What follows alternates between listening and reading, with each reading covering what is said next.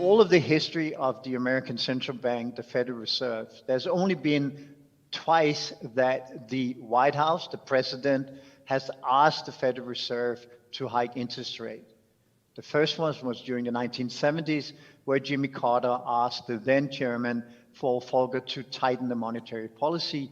And it's right now with Joe Biden forcing upon the Federal Reserve a narrative and a policy which is that they need to control inflation. So what happened when Chair Powell and Vice Chair Brainerd was appointed in November was that the White House read them the Riot Act. They said, listen, you keep talking about being transitory in inflation. What is really going on is that because you don't fight the inflation, the 200 million Americans at work is getting their paycheck cut by very high inflation rate, while you are trying to put the 5 million people unemployed into work. So there was a massive shift in the focus. So now, for the first time since 1998, we have an institutional fight against inflation. They call it a regressive tax.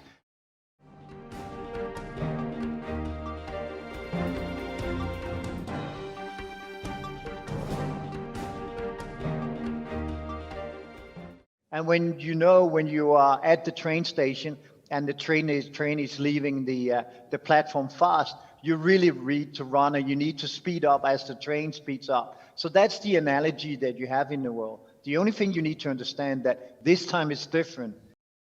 On top of that, we've seen that, and this is also critical, inflation is structural. And why is inflation now become structural? Because the whole drive in the world, everything that goes on in the world is driven by consumption of energy.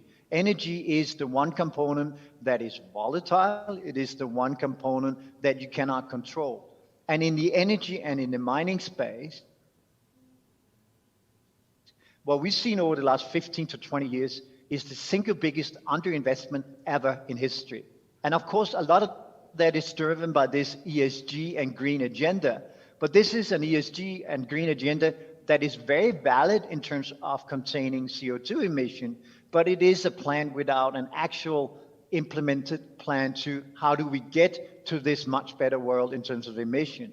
So what is happening is that you have a smaller and smaller capital available to energy and to mining, and energy and mining are the two central pieces in us getting electricity, being able to be online, but also in terms of input costs to companies and the likes.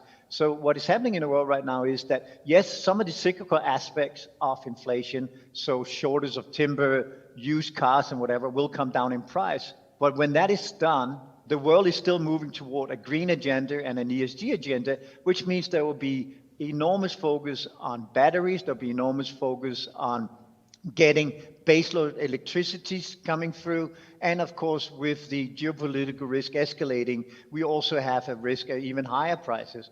So the consensus in the world remains, surprisingly to me, that we will get back to a 2 to 3% inflation rate in the Western world. My personal opinion is that it will end north of 3%. And if we end north of 3% for you as an investor, that means that the terminal rate, as we call it, or the interest rate long term, will remain elevated.